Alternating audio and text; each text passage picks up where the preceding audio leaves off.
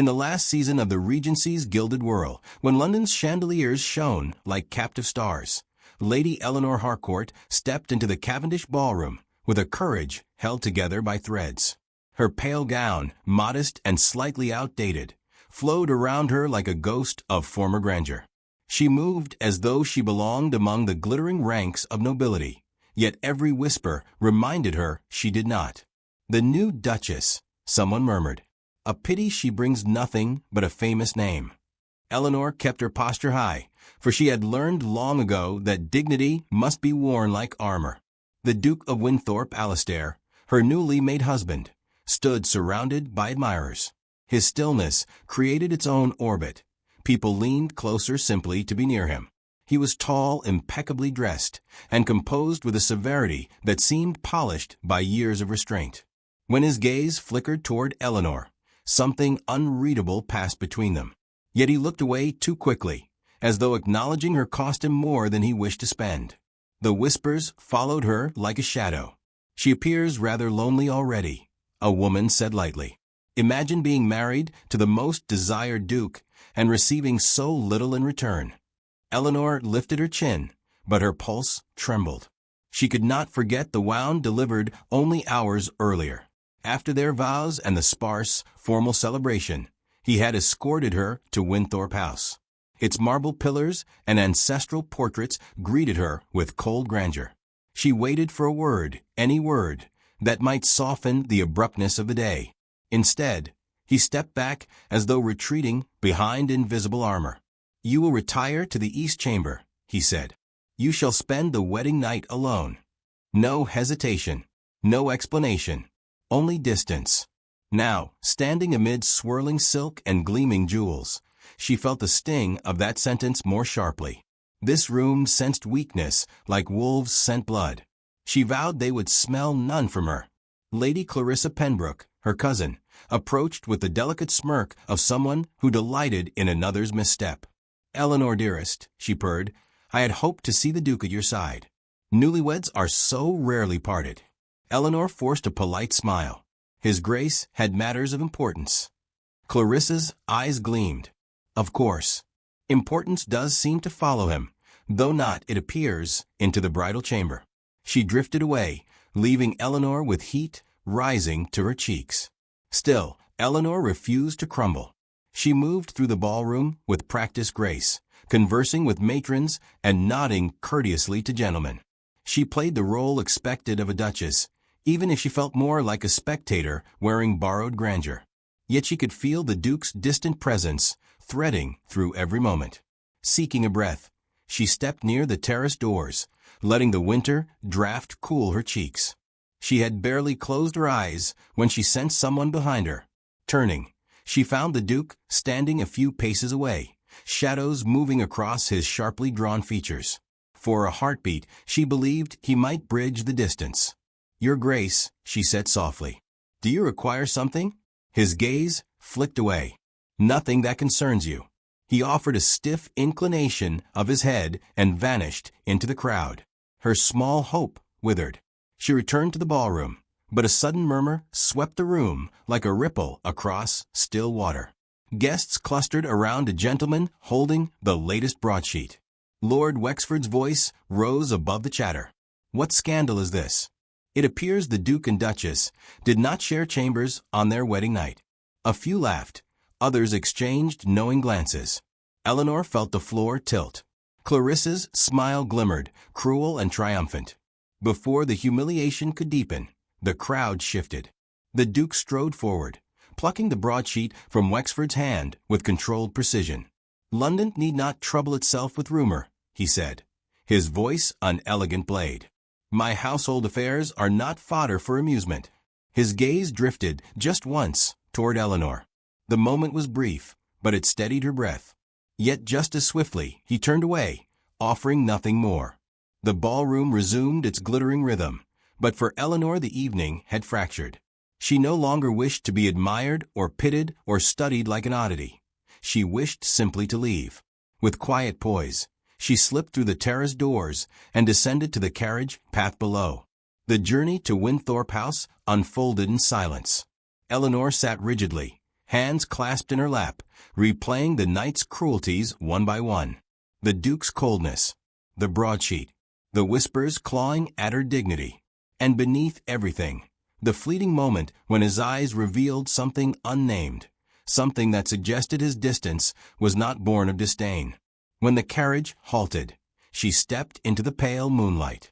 Wynthorpe House towered before her, elegant and imposing, its windows glowing faintly like watchful eyes. She hesitated at the threshold, exhaustion pressing upon her like a physical weight. But even as she attempted to rejoin the dancers, she sensed the brightness sharpen, each chandelier seeming to narrow its gaze upon her. A breathless tension gathered, the kind that settles just before an unkind truth is spoken. Figures shifted in small clusters that quieted whenever she approached. Eleanor moved forward, her resolve taut, each heartbeat a warning she wished she could silence. Yet she refused to retreat, refusing to offer the room the satisfaction of her collapse. Then she straightened. If she was to be Duchess in name only, she would still command her own strength. If the Duke kept his secrets, she would meet them with clarity rather than fear. She would not be a wounded bride drifting through gilded corridors. She would find her footing, uncover truth, and earn respect, whether or not her husband chose to stand beside her. She climbed the steps, entering the vast, silent hall. Her footsteps echoed, unaccompanied yet steady. Whatever storm lay between her and the Duke, she would face it with dignity. And though she did not yet know it, this quiet determination would be the first crack in the wall he had built so carefully around his heart. At Wynthorpe House, the days that followed unfolded with a solemn quiet that pressed against Eleanor like a persistent fog. The manor, magnificent in its architecture and framed by winter's skeletal trees, offered no warmth. Its corridors stretched long and shadowed, lined with portraits whose painted eyes seemed to question her right to stand among them. She walked through those silent halls determined to anchor herself within them, even if her husband remained a figure of distance and contradiction, drifting in and out of sight like a ghost who refused to commit to the shape of his own haunting. She did not intend to be dismissed, not by him nor by the legacy she had married into. Even her first night beneath his roof had begun with a door closed firmly between them. Eleanor sought refuge in purpose. She visited the steward's office, examining ledgers that had long been handled with rigid precision but little compassion. She met with the housekeeper, Mrs. Dunley, who regarded her with cautious curiosity. Her Grace wishes to oversee the running of the household? Mrs. Dunley asked. Eleanor smiled gently. It is my duty, and duty is a thing I intend to honor. The staff warmed to her quickly, sensing in her not superiority, but sincerity. She listened rather than commanded, asked rather than assumed, and in doing so altered the rhythm of the household. She found contentment in these small acts, yet beneath them lived a steady ache. She wished to understand her husband, not merely coexist alongside him. One morning, while reviewing correspondence in her chamber, she found a peculiar gift, a delicate writing desk placed near the window. It bore intricate carvings of climbing roses, their stems twisting as though alive. She traced a fingertip along the polished wood, sensing age and memory woven into its grain. A maid whispered from the doorway. It belonged to His Grace's mother. Eleanor's breath caught. Why would he offer her something so intimate while keeping himself so distant? She pondered the meaning in silence, knowing better than to hope the gesture signaled the softening she longed for. When she ventured into society again, she found that gossip had not cooled but sharpened.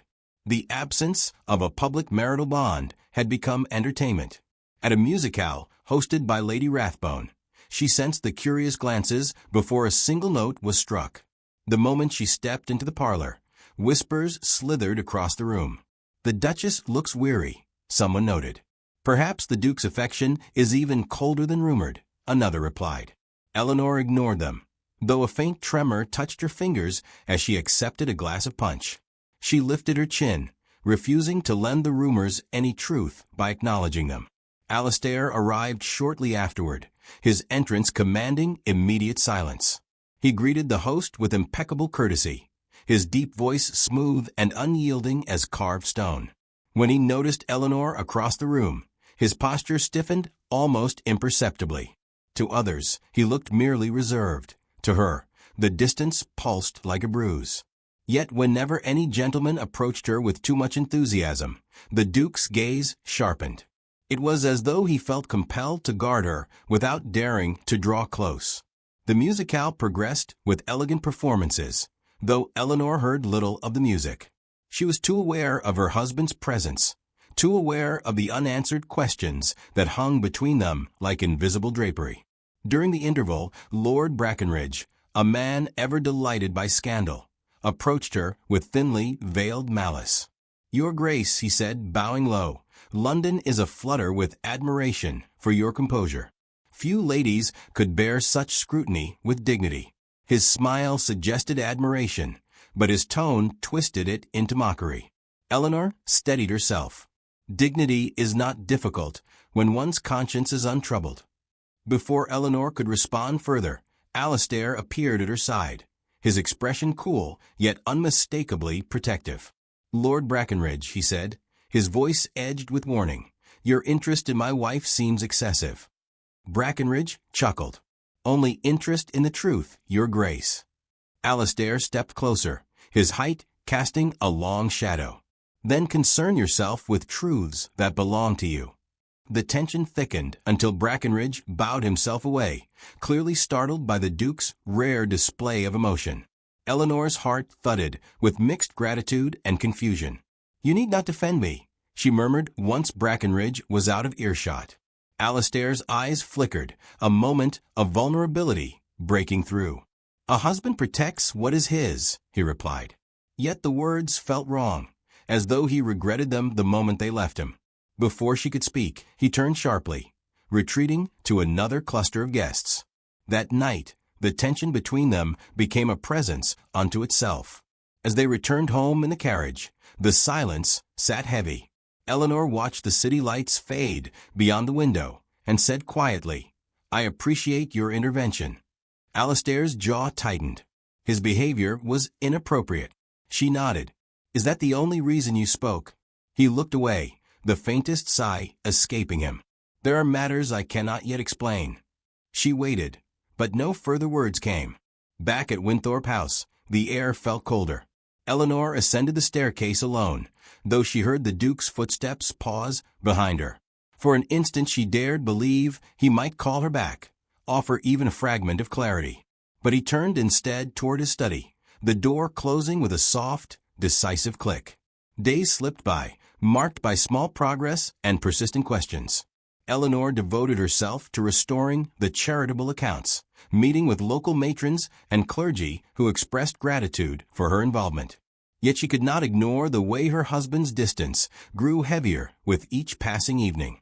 It was not disdain she sensed in him now, but fear, a fear he refused to name.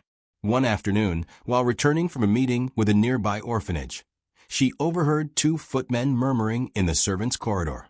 "His Grace watches her more than she knows," one said. "Aye," the other replied, "but he keeps away as though her company might burn him." The words lodged themselves deep within her thoughts. That night, as she stood by her chamber window, she saw Alastair in the courtyard below, speaking with a messenger who handed him a sealed packet. His expression darkened as he read, tension rippling through his shoulders. When he looked up, he paused, seeing her silhouette against the candlelight. For a brief, suspended moment, neither looked away. He gave a faint, almost haunted incline of his head before disappearing into the shadows of the hall. Eleanor exhaled slowly, pressing her palm against the cold glass. Something was unraveling, something that pulled her closer to the truth he feared she might discover. And she knew with quiet certainty that whatever secret he guarded, it would not remain hidden much longer. The following days unfolded beneath a veil of uneasy expectancy, as though the very walls of Wynthorpe House sensed a change approaching.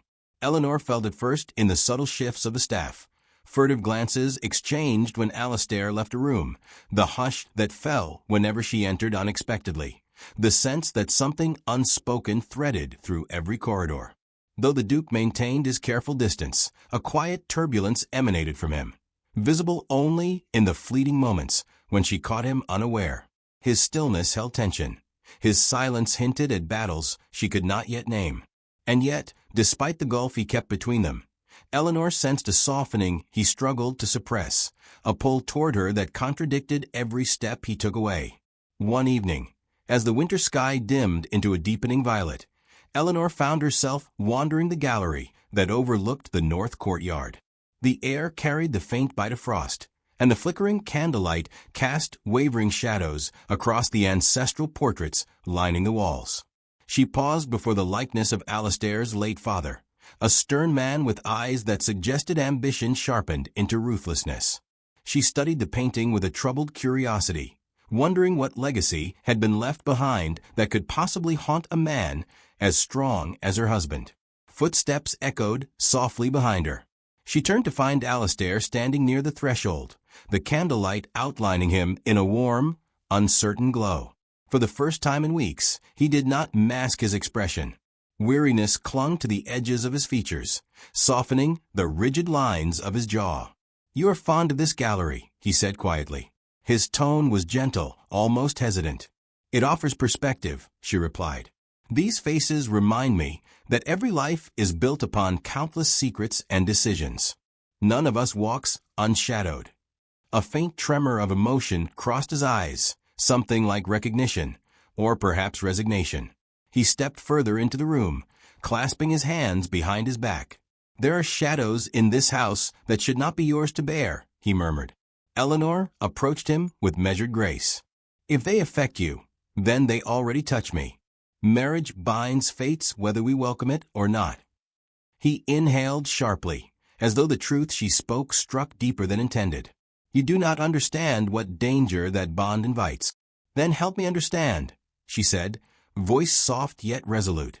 "I would rather face the truth than stand forever before a door you refuse to open."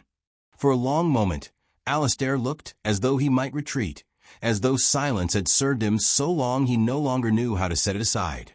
But something in her gaze, something steady, patient, unafraid, seemed to break through the defenses he had so meticulously constructed. He gestured toward a nearby alcove where an upholstered bench sat beneath an arched window. "Sit with me," he said, almost reluctantly, as though the request carried more meaning than he wished to show. They sat side by side, though a respectful distance remained.